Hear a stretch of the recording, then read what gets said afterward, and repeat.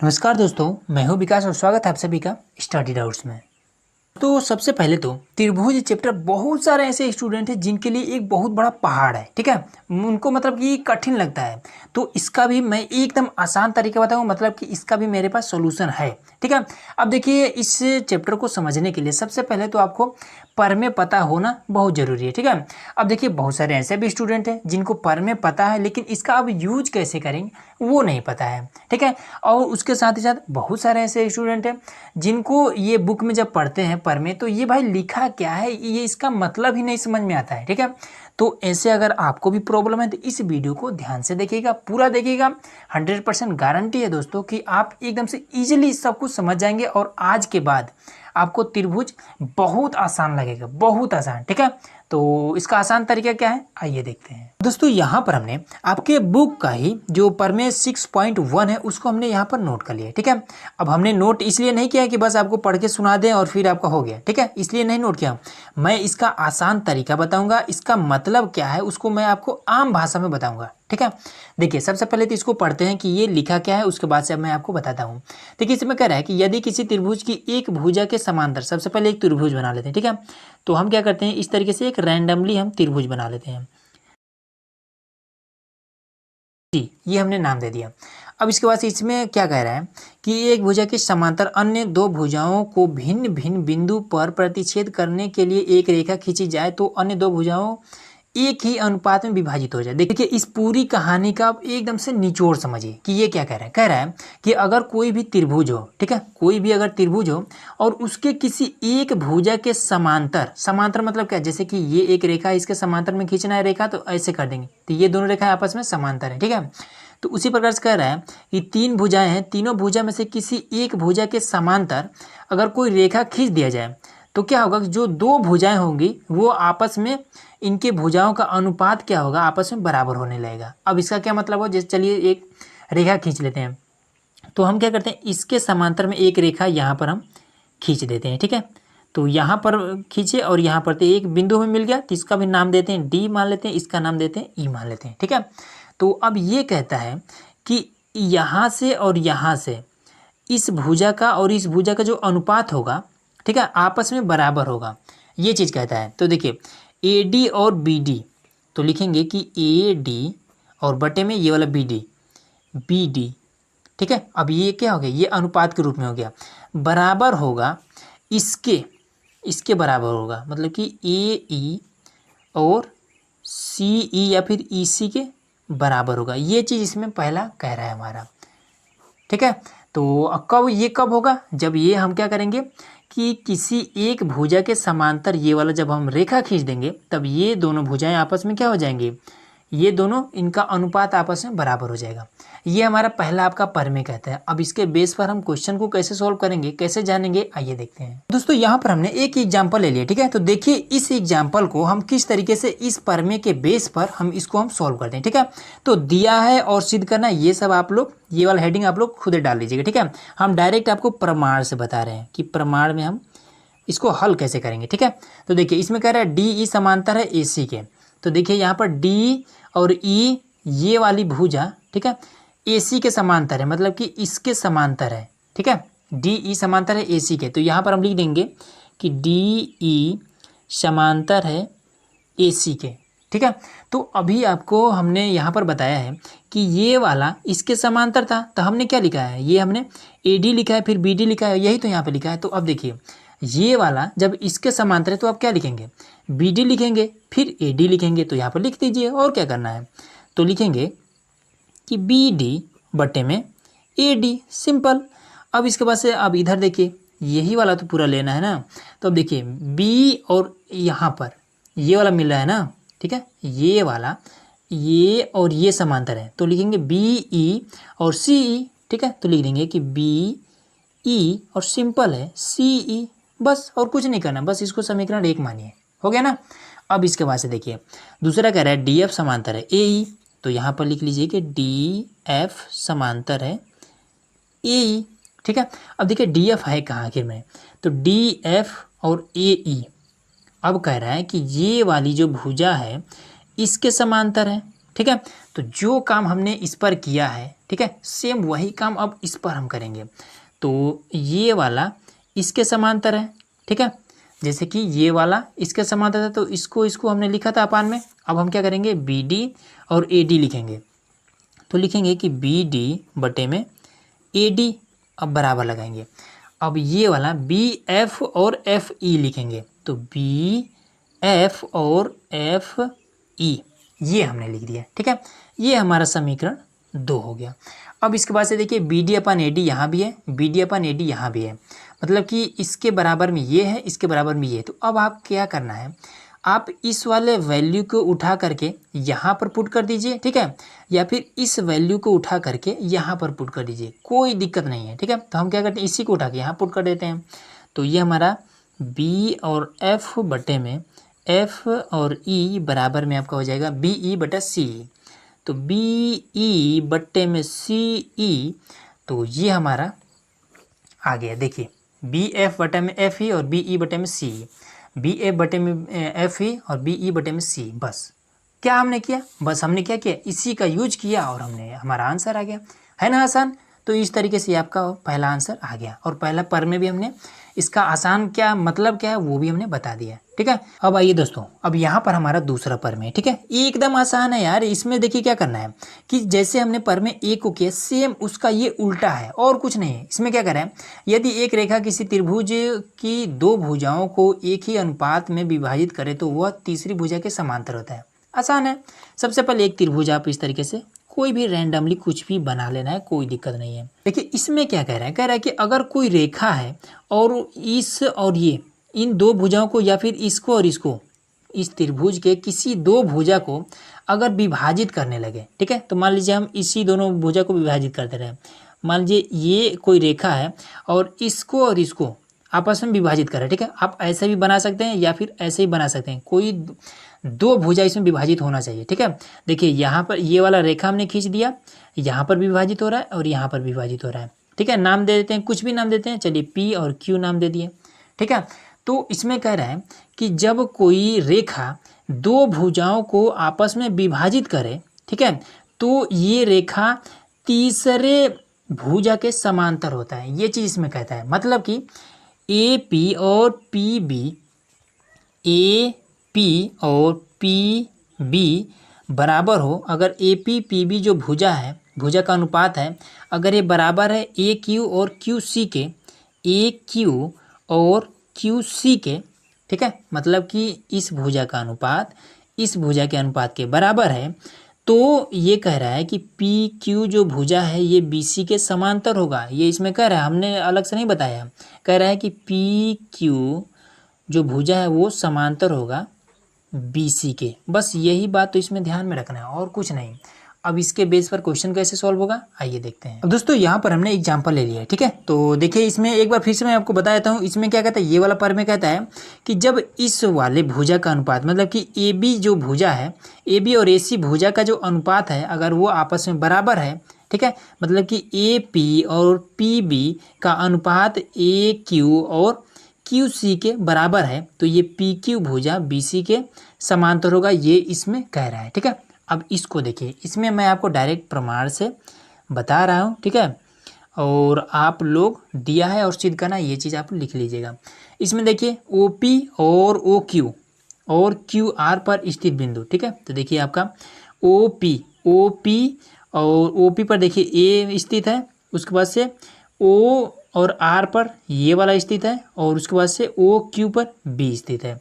तो इसमें कह रहा है कि इस प्रकार से ए बी समांतर है पी क्यू।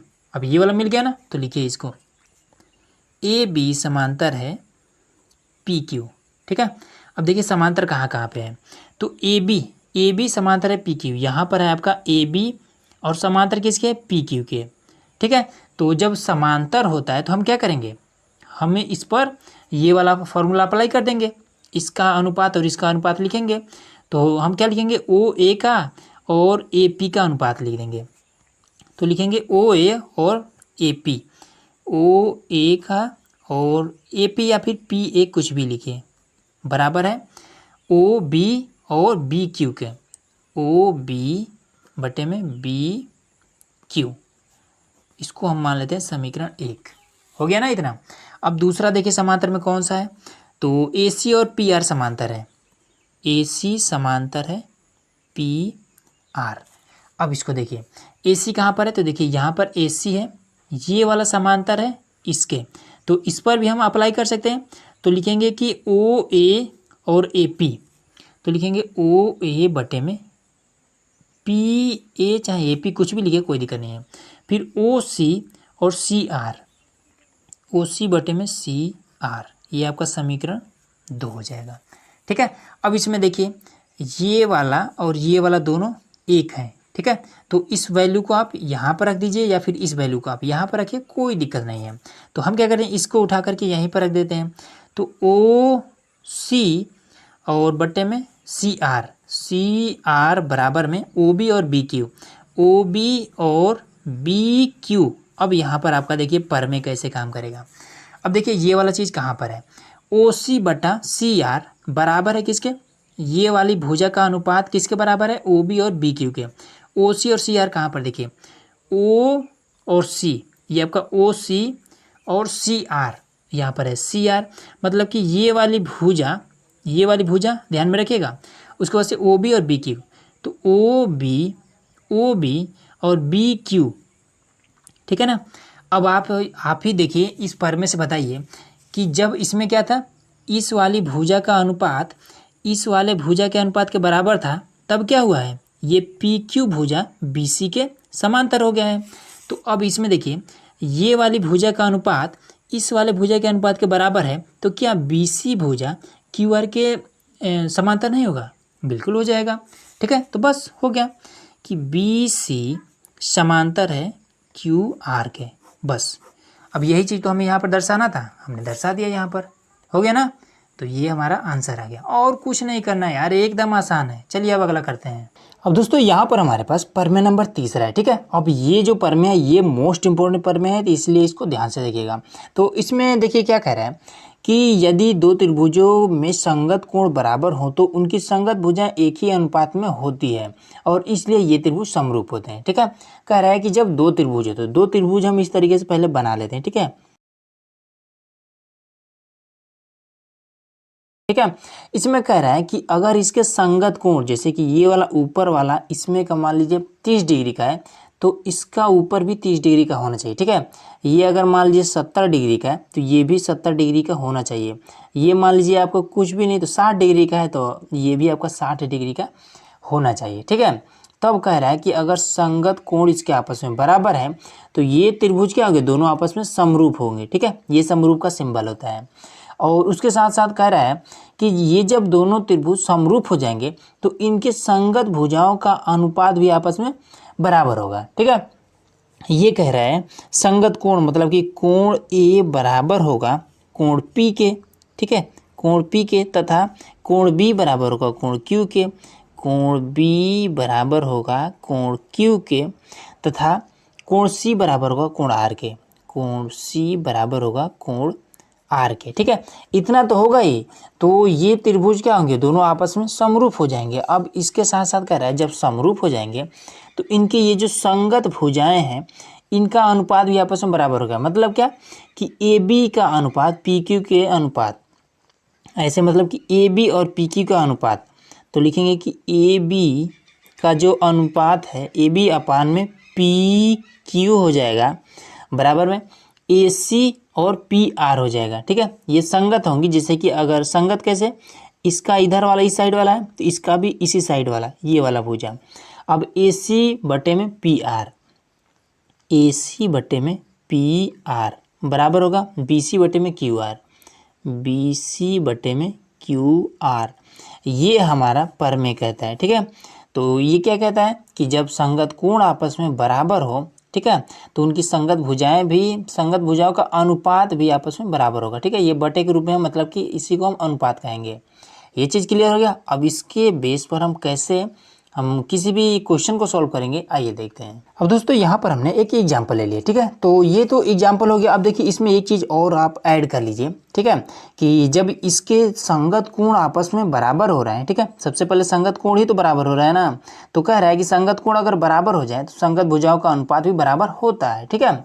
तो इसमें जब संगत कोण बराबर होंगे तो इसको हम क्या कहेंगे, इसको हम कहेंगे ए मतलब कि एंगल एंगल एंगल, ठीक है। एंगल मतलब क्या होता है, कोण होता है। तो हिंदी में लिखना होगा तो लिखिएगा कोण कोण कोण समरूपता कसौटी, ठीक है। इसको कहेंगे समरूपता कसौटी, कसौटी ये आपका होगा, ठीक है। तो जिसके तीनों एंगल आपस में बराबर हों, ठीक है, तीनों संगत जो इसके कोण है वो आपस में बराबर है, तो उसको कहेंगे ए समरूपता कसौटी। ये चीज़ क्लियर हो गया। अब आइए हम लोग इसको सॉल्व करते हैं।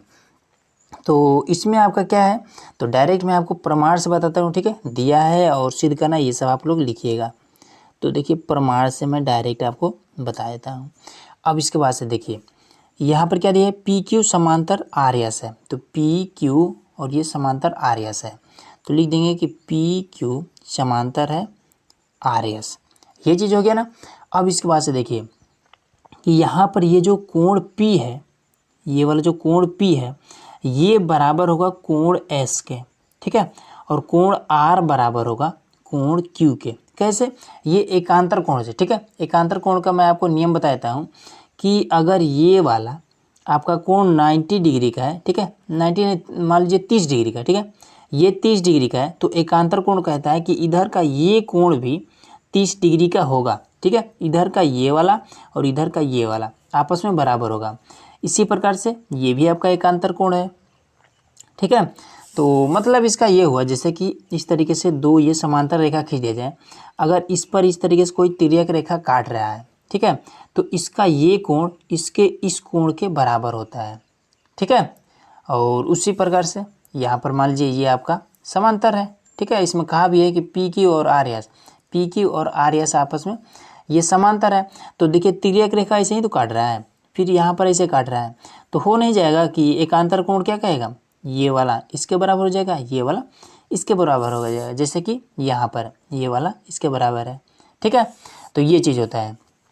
तो हम लिख देंगे कि कोण P बराबर कोण S, तो कोण P बराबर कोण S, ठीक है। लिख देंगे एकांतर कोण, एकांतर कोण, ठीक है। ये छोटी छोटी चीज़ें हैं जो कि आपको पता होनी चाहिए। और कोण R बराबर कोण Q, कोण R बराबर कोण Q, ये भी आपका एकांतर कोण, ठीक है। इस तरीके से आपको लिखना भी पड़ेगा ये कैसे आखिर में बराबर है, ये हो गया, ठीक है। अब इसके बाद से देखिए यहाँ पर आइए।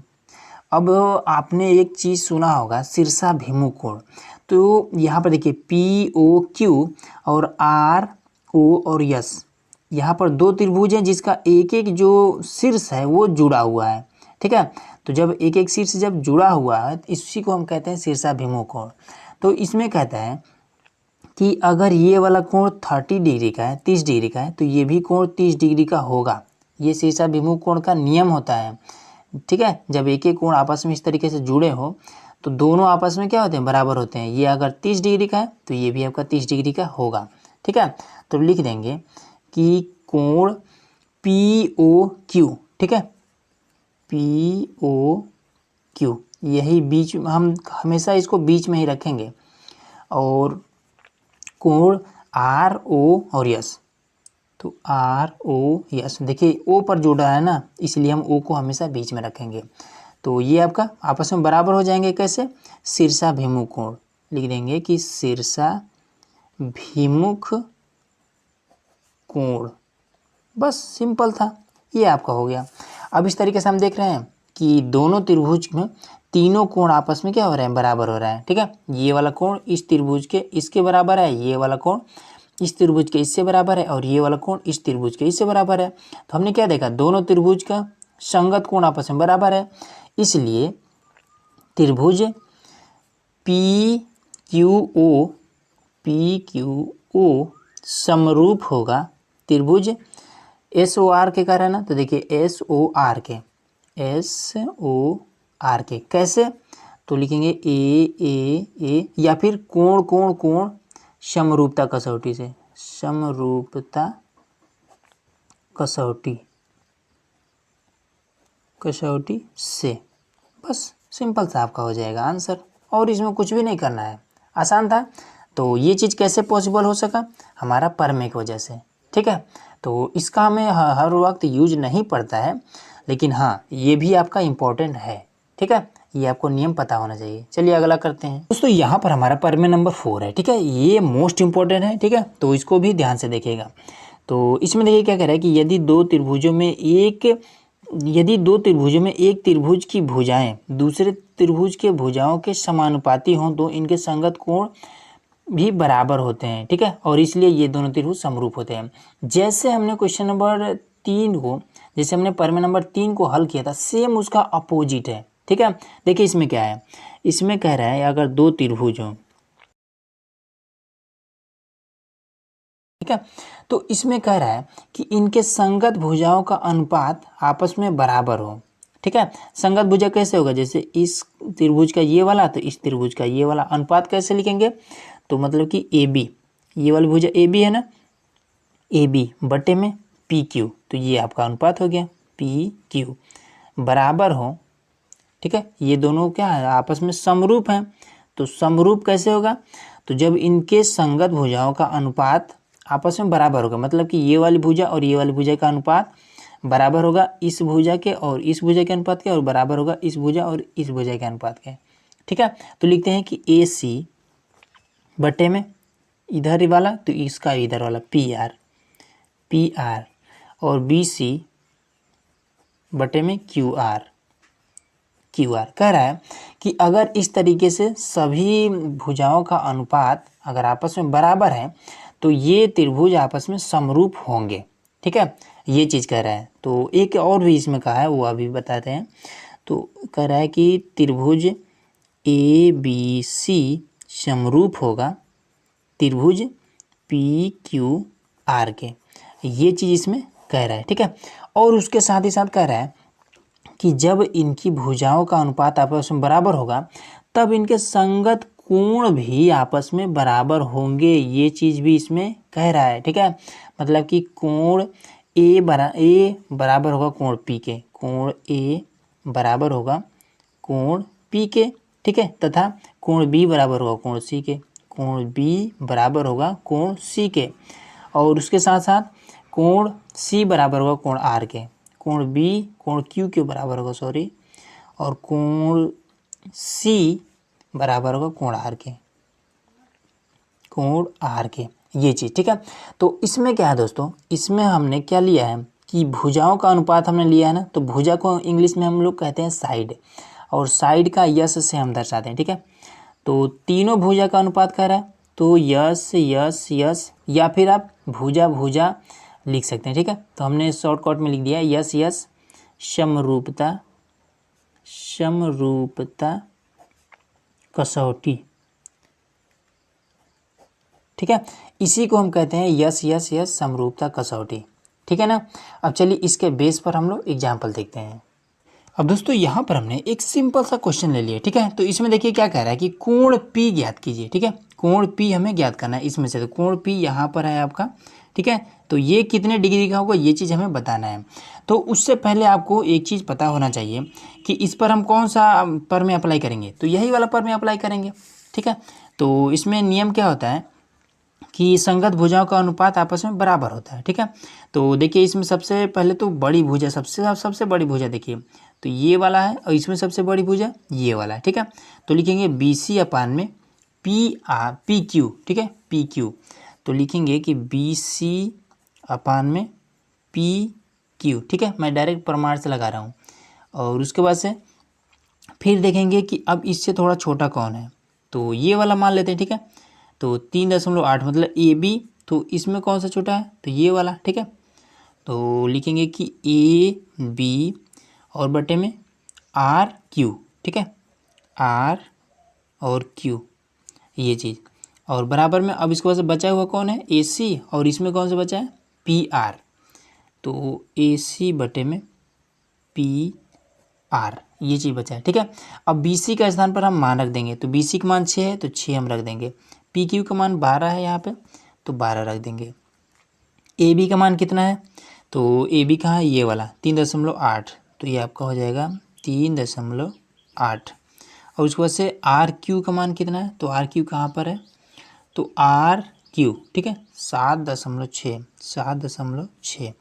अब ए सी का मान यहाँ पर 3√3 है। और उसके बाद से पी आर का मान 6√3 है। ठीक है, तो 6 के 9 6, 6 दूना 12।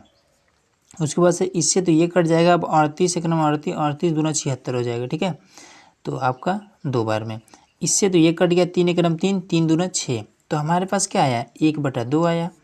इसका क्या है, 1/2 आया। इसका क्या आया, 1/2 आया। ठीक है, तो इसमें हमने क्या देखा कि तीनों की जो भुजाओं का अनुपात है वो एकदम से बराबर आ गया। ठीक है, तो जब तीनों के भुजाओं का अनुपात बराबर आ गया तो ये क्या है, ये आपका हम कह सकते हैं कि त्रिभुज ए बी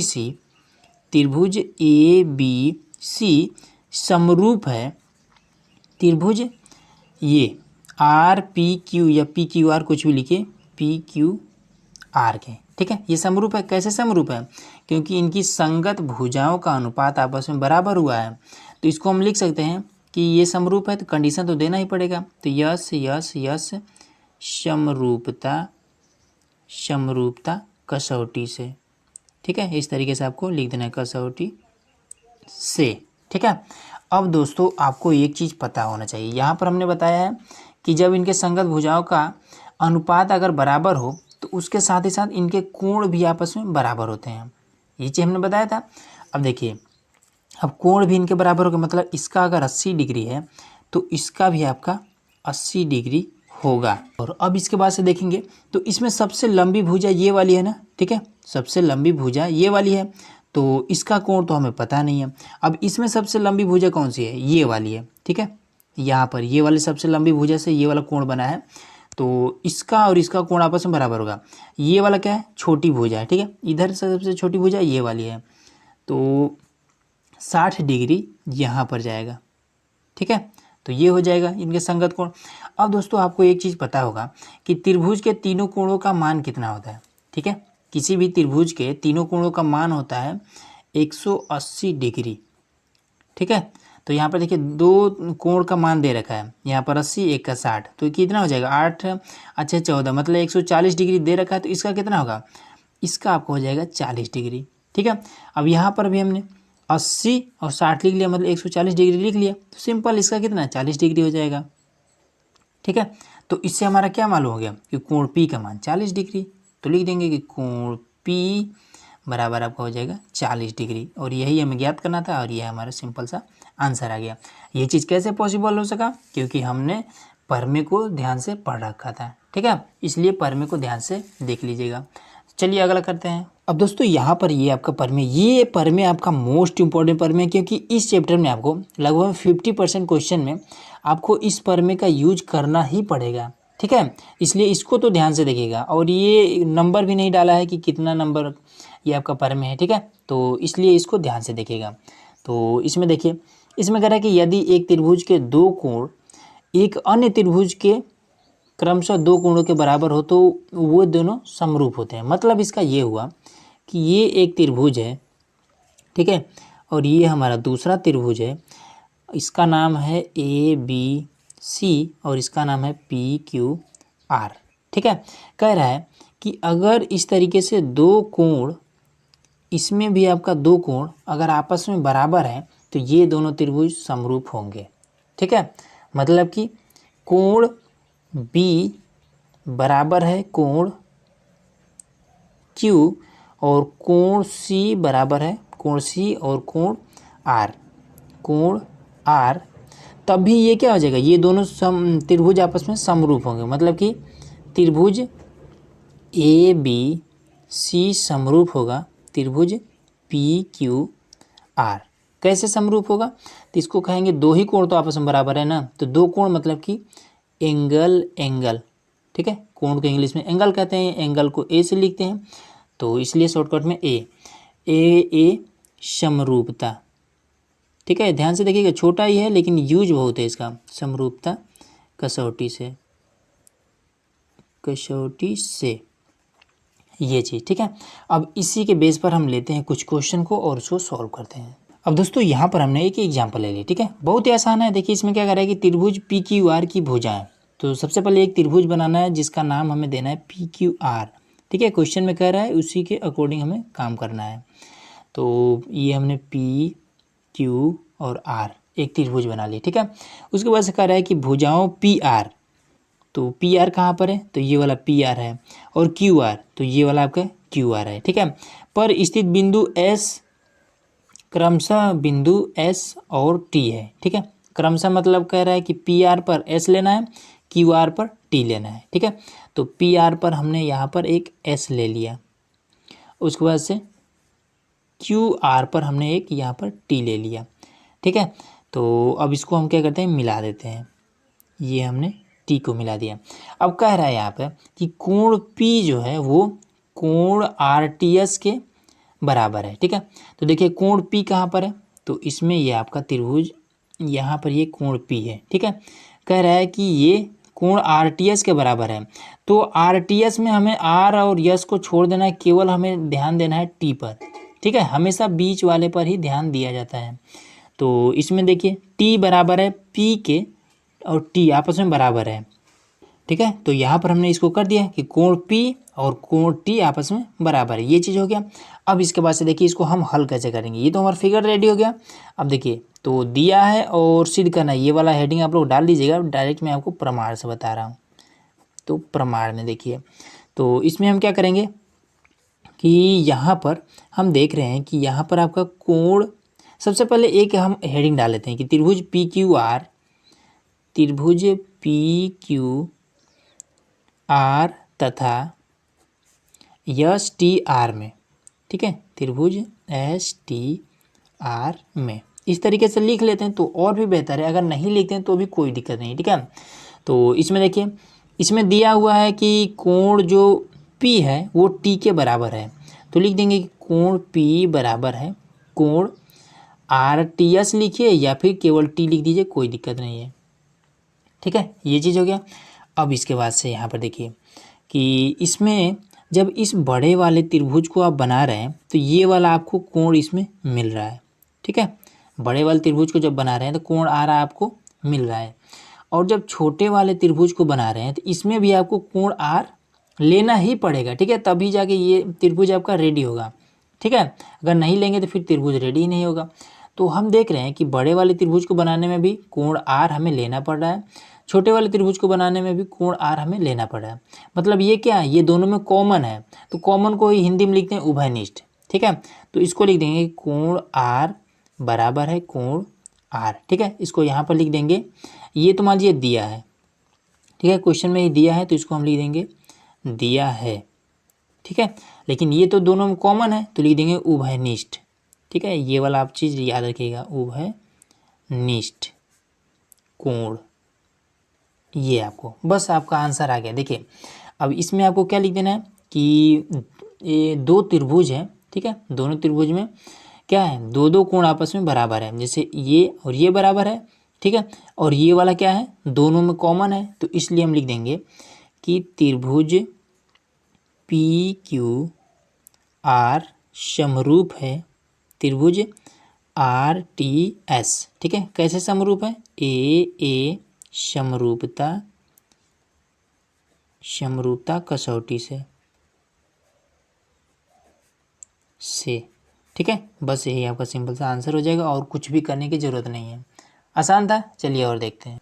अब दोस्तों यहाँ पर आपका परमे नंबर आपका 6.5 है। ठीक है, जिसको हमने 5 लिख रखा है। तो पाँचवा पर में देखिए क्या कहता है कि यदि एक त्रिभुज के एक कोण दूसरे त्रिभुज के एक कोण के बराबर होता था, इन कोणों को अंतर्गत करने वाली भुजाएं समानुपाती हों तो दोनों त्रिभुज आपस में क्या होता है, समरूप होता है। अब इसका मतलब क्या हुआ, देखिए सबसे पहले तो दो त्रिभुज हम इस तरीके से बना लेते हैं।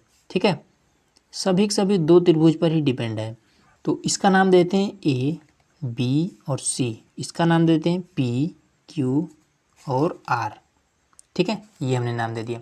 अब देखिए इसमें क्या कह रहा है कि अगर दो त्रिभुज में एक एक कोण, ठीक है, एक एक कोण अगर आपस में बराबर हो तथा इनके जो संगत भुजाएं हैं वो अगर आपस में बराबर हो, मतलब कि अगर मान लीजिए कि ये वाला और ये वाला आपस में इन क्या है, इनके जैसे कि AC, तो AC बट्टे में अब इसी के देखते हुए इधर वाला PR बराबर है, अगर मान ली किसी के भी बराबर हो सकते हैं, मान ली इसी के बराबर है, ठीक है, या फिर इसके बराबर, चलिए इसके बराबर ले लेते हैं, BC बटे में नीचे वाला क्या है QR के बराबर है। तो ये क्या हुआ कि दो भुजाओं का अनुपात यहाँ पर आपस में बराबर है, ठीक है, तथा एक एक कोण आपका बराबर होता है, मतलब कोण B बराबर है कोण Q के, ठीक है। तो इस कंडीशन में भी ये दोनों त्रिभुज समरूप होंगे, ये चीज़ इसमें कह रहा है, ये आपका प्रमेय नंबर 5वां में, ठीक है। तो लिख देंगे त्रिभुज इसमें क्या ABC समरूप होगा त्रिभुज PQR के। कैसे? तो इसमें क्या है, दो भुजाओं का अनुपात आपस में बराबर है और एक कोण आपस में बराबर है। तो लिख देंगे कि S एक कोण है ना, तो AS, ठीक है। देखिए यहाँ पर दो भुजा और एक कोण क्या है, आपस में बराबर है, इसलिए ये समरूप है। तो इसको लिखेंगे SAS समरूपता कसौटी, ठीक है, ये होता है। अब इसके बेस पर हम कोई एग्जाम्पल लेते हैं और फिर समझते हैं इसका हम यूज कैसे करेंगे। अब दोस्तों यहाँ पर हमने एक एग्जाम्पल ले लिया, ठीक है। तो देखिए इसमें क्या कह रहा है कि यदि ABE ये आपका सर्वांगसम का सिंबल है, ठीक है, और त्रिभुज ABE सर्वांगसम है त्रिभुज ACD है, ठीक है। कह रहा है कि ABE और ACD आपस में क्या है, सर्वांगसम है। तो दर्शाइए कि ADE और समरूप है ABC के, ठीक है। तो देखिए ABE पहले कहाँ है, A B और E, ये वाला है आपका ABE, ठीक है। ये हम इस पर थोड़ा सा लाइन ड्रॉ कर दे रहे हैं एक और, तो ये हमारा है ABE, ठीक है, ये चीज़ हो गया। अब इसके बाद से कह रहा है ये किसके सर्वांगसम है, तो ACD के, तो इसको भी बना देते हैं।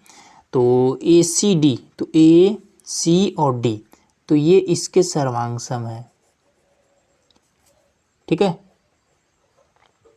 अब आइए जान लेते हैं कि ये सर्वांगसम आखिर में होता क्या है। तो देखिए अगर कोई भी मान लीजिए त्रिभुज हो या फिर कोई भी वस्तु हो, अगर वो एकदम से एक बराबर है तभी वो सर्वांगसम होगा। जैसे मान लीजिए कि ये एक छोटा सा त्रिभुज है, ठीक है, और ये त्रिभुज है, ठीक, तो ये तो बड़ा है, ये छोटा है, तो ये आपका सर्वांगसम नहीं होगा, ठीक है। वही इसी त्रिभुज को हम बढ़ा करके इतना बराबर कर दें, ठीक है। अब जितना भुजा इसकी है उतना भुजा इसकी है, अब ये और ये बराबर है, ये और ये बराबर है, तो ये क्या हो, ये दोनों सर्वांगसम हो जाएंगे, ठीक है, क्योंकि ये दोनों बिल्कुल एकदम से बराबर है, ठीक है।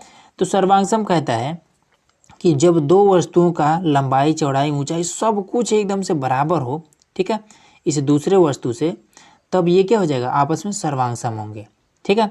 तो अब इसमें देखिए कि जो त्रिभुज ABE है, ABE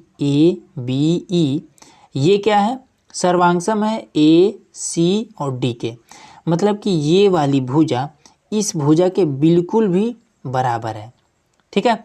तो हम इसको कैसे लिख देंगे, जब बराबर है तो हम इसको इस तरीके से लिख सकते हैं ना कि प्रमाण में डायरेक्ट हम लिखेंगे।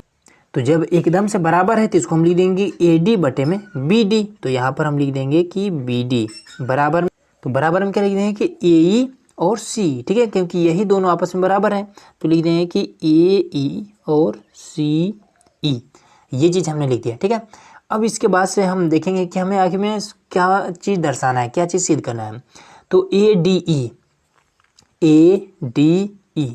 ये चीज़ हमें बताना है कि ये जो छोटा वाला त्रिभुज है ये समरूप है ABC के, इस पूरे बड़े वाले त्रिभुज के समरूप है, ये चीज़ हमें दर्शाना है।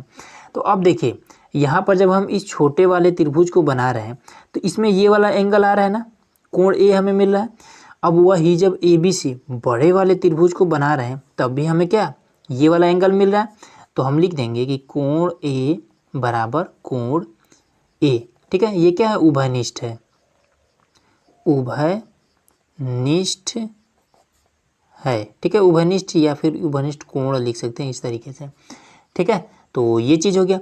अब इसके बाद से हम क्या देख रहे हैं कि दो भुजाओं का अनुपात आपस में बराबर है और एक कोण आपस में बराबर है।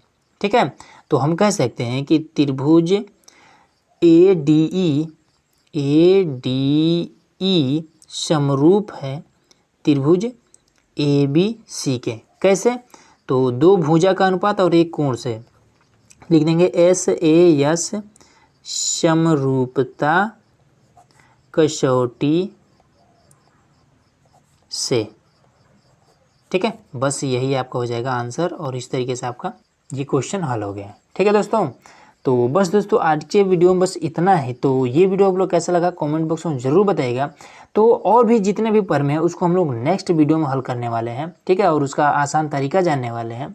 तो ये वीडियो आप लोग कैसा लगा कमेंट करिएगा और इसका फीडबैक हमें ज़रूर दीजिएगा।